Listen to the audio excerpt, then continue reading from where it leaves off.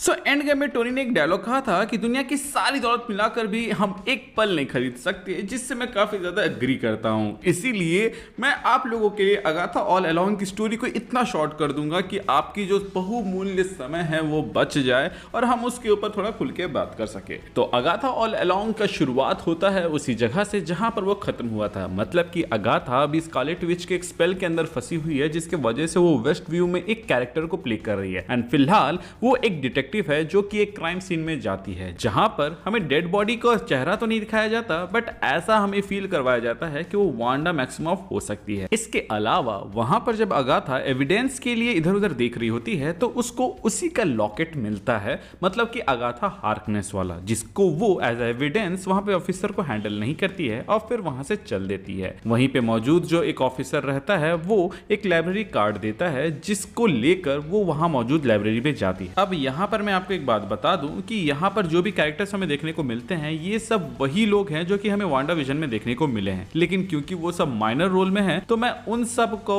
उनके नाम से नहीं बल्कि उनके डेजिग्नेशन से बताऊंगा। जैसे मैंने यहाँ पर इस बंदे को ऑफिसर कहा, तो आगे जब अगाथा एक लाइब्रेरी में जाती है तो वहां पे वो लाइब्रेरियन से मिलती है, जिससे ये पूछती है कि ये लाइब्रेरी कार्ड किसका है, जिसके रिस्पॉन्स में वो लाइब्रेरियन बताती है ये काफी पुराना है और अब हम ऑनलाइन काम करते हैं, तो मैं आपकी यहाँ पे कोई मदद नहीं कर सकती। जिसके बाद से अगाथा वहां पे सीन क्रिएट करने लगती है, तो वहां पे जो लाइब्रेरियन रहती है वो लाइब्रेरी कार्ड देखकर बताती है कि इसमें जो बुक का नाम दिया हुआ है वो बुक काफी समय चोरी हो गया था, बट उसका कॉपी आपको उस लेन में मिल जाएगा। अगाथा वहां जाती है और देखती है कि वहां पे लाइब्रेरी जले हुए होते हैं। अब ऐसा इसलिए भी हो सकता है क्योंकि वांडा विजन के एंड में यहीं पे शायद तक व्हाइट विजन और विजन लड़े थे, तो उसी का वो रिमेनेंट्स हो, या फिर इसके पीछे और भी कोई दूसरा कारण हो सकता है जो कि बाद में पता चलेगा, या फिर इसके पीछे अगाथा की विच हिस्ट्री होगी जहां पे हिस्ट्री में विचेस को जलाया गया है, तो बस उसी को हिंट करने के लिए यहाँ पे दे दिया गया। इसके बाद हमें दिखाया जाता है कि अगाथा पुलिस स्टेशन जाती है, जहाँ पे उसका सुपीरियर्स को बताता है कि इस केस के इन्वेस्टिगेशन में तुम्हारा साथ देंगी। एंड तभी वहां एंट्री होती है रियो की, जो कि यहाँ पे एज FBI एजेंट आती है। वो यहाँ पर अगाथा को सच्चाई से रूबरू कराने की कोशिश करती है, बट अगाथा वांडा के स्पेल के वजह से इसी रियलिटी में रह रही होती है। इसके बाद हम देखते हैं कि जब रियो को रियलाइज होता है कि अगाथा तो कुछ समझ ही नहीं रही, तो वो वहां से चली जाती है। और फिर हम देखते हैं कि अगाथा उस नेकलेस को लेके एक दुकान में जाती है और इसके बारे में पूछती है। उसमें जो दुकान वाला बंदा रहता है वो बताता है कि देखो यहाँ पे कन्या, माता और बुढ़िया है, मतलब बेसिकली ये एक वुमन के पूरे लाइफ साइकिल को दिखाता है। प्लस यहाँ पर वो बंदा बताता है कि ये काफी पुराना है। अब क्योंकि ये अगाथा को बिलोंग करता है तो पुराना होना तो निश्चिंत ही था। इसके बाद हम देखते हैं कि अगाथा अपने घर में जाती है, जहां पर वो रेस्ट करने की कोशिश करती है और फिर अपने मरे हुए बेटे के चीजों को देखकर थोड़ी सी उदास होती है। तभी वहां पे वो FBI एजेंट पिज्जा लेके आती है एंड फिर से यहाँ पर वो रियो कोशिश करती है अगाथा को याद दिलाने की कि वो कौन है, क्या है, लेकिन तभी उसके बेटे के रूम से कुछ चोरी होने की आवाज सुनाई देती है। अगाथा वहां जाती है, देखती है वहां पर रहता है ये चोर, जिसको वो पकड़ने जाती है। एंड इसी मोमेंट पे उस चोर का एक्सीडेंट हो जाता है और उसको ठोकने वाली और कोई नहीं बल्कि वही बुढ़िया रहती है जो कि हमें वांडा विजन में दिखी थी। अब इसको इंटीग्रेट करने के लिए जब अगाथा वहां पर जाती है तो ये बंदा मैजिक यूज करके उसको ट्रिक करने लगता है, जहां पर जब अगाथा बोलती है कि ये डेड बॉडी के बारे में तुम्हें क्या पता है, तो वो बोलता है यहाँ डेड बॉडी नहीं बल्कि फूल है, और वहां पे फूल आ जाता है। इसके बाद से अगाथा उस बच्चे को बांध के कैद कर देती है और फिर मोर्टरी में जाती है उस डेड बॉडी को देखने के लिए। बट यहाँ पर भी उसको पहले डेड बॉडी नहीं दिखती है, बट बाद में दिख जाता है और फिर यहाँ पे वो पाती है कि वो जो FBI एजेंट रियो थी वो फिर से यहाँ पर वापस आ जाती है और वो बोलती है कि अपने असली रूप में आओ। इसके बाद हम देखते हैं कि अगाथा वांडा विजन में जितने भी वर्जन्स को प्ले की थी उन सबको एक एक बार प्ले करती है और फिर वो अपने सबसे ओरिजिनल वाले रूप में आ जाती है मेरे ख्याल से। जिसके बाद से वो बाहर जाकर सबसे पहले तो अपने नेबर से पूछती है कि यहाँ चल क्या रहा है, और फिर वो उसको समझाता है कि तुमको बीच बीच में दोहरा मारता रहता, तुम कोई कैरेक्टर प्ले करती है और हम लोग बस प्ले अलोंग करते हैं। इतना सुनने के बाद से अगाथा वापस जाती है और अपने मैजिक को यूज करने की कोशिश करती है, बट वो उसमें नाकाम होती है। फिर वो ड्रेस पहन के उस बंदे को देखती है जिसको उसने पकड़ा था एंड तभी वहां पे एंट्री होती है रियो की, और रियो और अगाथा के बीच में यहाँ पे लड़ाई होती है, जहां पर रियो उसको मारने की कोशिश करती है, लेकिन अगाथा बोलती है कि तुम मुझे नहीं मार सकती क्योंकि ऐसा अलाउड नहीं है। और फिर हमें यहाँ पे एक केमिस्ट्री देखने को मिलती है। अब हो सकता है कि यहाँ पे इन दोनों का कोई पास्ट रहा होगा जहाँ पे इन दोनों ने शायद तक साथ में डार्क होल्ड को पाया होगा, लेकिन अगाथा ने यहाँ पे रियो वेंडाल को धोखा दे दिया, जिसके वजह से रियो इसके पीछे पड़ी है। अब यहाँ पे जब लड़ाई होती है तो पता चलता है रियो को कि यहाँ पे तो अगाथा के पास पावर नहीं है और इसी चीज का फायदा उठा के अगाथा बोलती है कि देखो मेरे पास तो पावर भी नहीं है और तुम मुझे तो नहीं मारना चाहोगी। तभी वहां पे रियो बताती है कि हाँ मैं तुम्हें नहीं मार सकती और मैं तो तुम्हें जलते हुए देखना चाहती हूँ। जिसके बाद से अगाथा बोलती है कि तुम्हारे पास तो दिल भी नहीं है, जिसके रेस्पॉन्स पे रियो बोलती है लेकिन वो काला है। और इसके बाद वो बोलती है कि मैं तो तुम्हें नहीं मारूंगी लेकिन शाम तक यहाँ पे सेलेम सिस्टर्स आ जाएंगे और फिर वो तुम्हें मारेंगे। और इतना बोल के रियो वहां से चली जाती है और इसी के साथ एपिसोड 1 खत्म होता है। अब क्योंकि एपिसोड 2 भी साथ में आया है तो चलो क्यों ना उसको यहाँ पर ही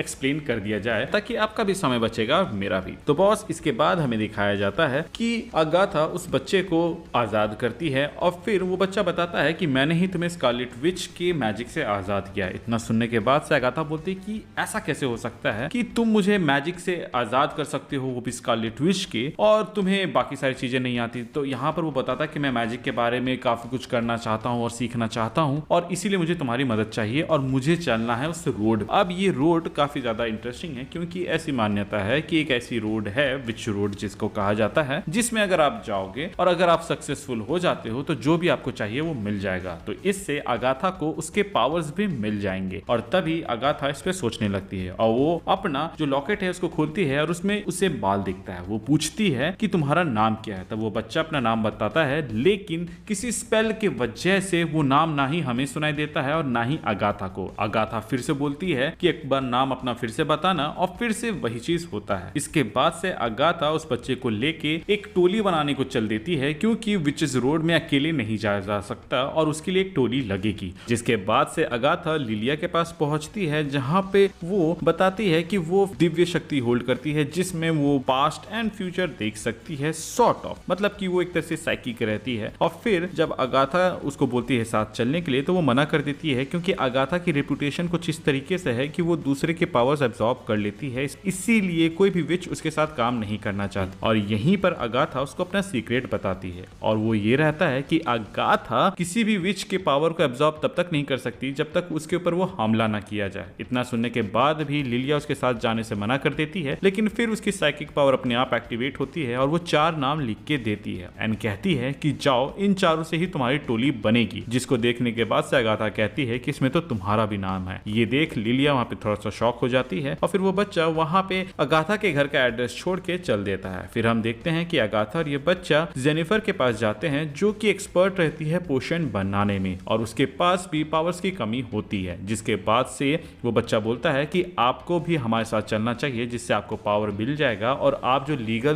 प्रॉब्लम यहाँ पे फेस कर रहे हो अपने इन प्रोडक्ट्स के वजह से उससे भी बच जाओगे। जिसके बाद वो लोग पहुंचते हैं एलिस के पास। अब ये एलिस वू बेसिकली एक प्रोटेक्टर जैसा विच है जिसकी उनको जरूरत थी और इसकी जो मॉम थी वो भी विचेस रोड में गई थी जहां पर वो मारी गई। इसीलिए अगाथा उसको बोलती है कि अगर तुम जानना चाहती हो कि तुम्हारी मॉम के साथ क्या हुआ तो चलो हमारे साथ। एलिस पहले तो मना कर देती है और फिर अगाथा जब घर पहुंचती है तो देखती है कि वहां पर एक एक करके ये तीनों आ गए। जहां पर लिलिया बोलती है कि चौथी बंदी कहाँ है, जिसके रिस्पॉन्स में अगाथा कहती है कि उसकी हमें जरूरत नहीं है, जिस पर लिलिया कहती है कि हमें वो चाहिए। अब मैं आपको बता दूं कि जो चौथा बंदी है वो बेसिकली ब्लैक हार्ट थी जो की थी रियो, जिसको एपिसोड 1 में हम लोगों ने देखा था, जो कि इसको मारने की कोशिश करती है और उसका कुछ हिस्ट्री रहा है अगाथा के साथ। इसीलिए अगाथा उसको अपने साथ नहीं ले जाना चाहती, इसीलिए वो इन लोगों को बेवकूफ बनाने के लिए बाहर जाती है और मिसेस हार्ट को अपने साथ लेके आती है। फिर हम देखते हैं कि ये विचेस यहाँ पे गाना गाने लगते हैं और उस दरवाजा को खोलने की कोशिश करते हैं जिससे वो लोग विचेस रोड में पहुंच सके। और फिर जो ये बच्चा रहता है वो बाहर में जाकर देखता है कि कुछ गड़बड़ ना हो और तभी वहां पे सेलेम सिस्टर्स आ जाते हैं जो कि अगाथा के घर में एंट्री करने लगते हैं। वो बच्चा घबरा के डायरेक्ट बेसमेंट में जाता है जहां पे ये सारे विचेस थे और तब तक वहां का दरवाजा खुल चुका था। ये सब उसी के अंदर जाते हैं और सेलेम विचेस वहां तक पहुंचते हैं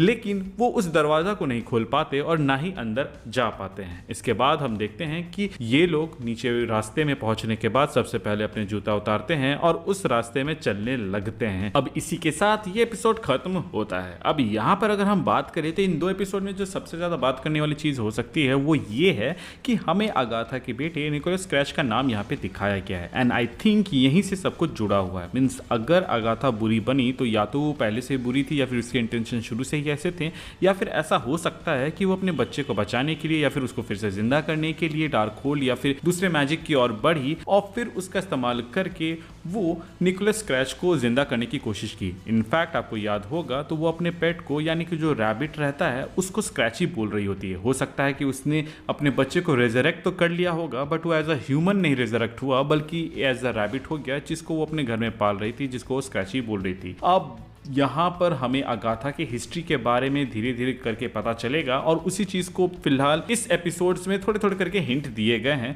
जो कि मैंने उतने अच्छे से इसलिए कवर नहीं किए क्योंकि बॉस आपको भी पता है कि आपको मेन क्रक्स से मतलब है, ना कि उसके होल स्टोरी से, क्योंकि Agatha is not that pretty much big character till now in MCU and comics में भी वो साइड लाइन पे ही रही है ज्यादातर। सो इसको मैं फिलहाल के लिए हल्के में पार कर रहा हूँ, बट अगर आप लोग चाहते हैं कि मैं इसका डिटेल में जाऊं तो आप हमें कमेंट सेक्शन में जरूर बताइएगा, हम उसको भी कवर कर लेंगे। रही बात मेरे व्हाट इफ या फिर कल की के आगे ब्रेकडाउन्स की, तो बॉस मेरा लैपटॉप खराब हो चुका था जिसकी वजह से काम हैम्पर हुआ है एंड बहुत शेड्यूल बिगड़ चुका है, बट वरी नॉट, क्योंकि मैं सब कुछ कंपनसेट कर लूंगा इसी मंथ के अंदर। आई होप आप लोग इसी तरह अपना सपोर्ट बनाए रखें। मिलते हैं अगले वीडियो में, तब तक के लिए tata bye bye, see you soon.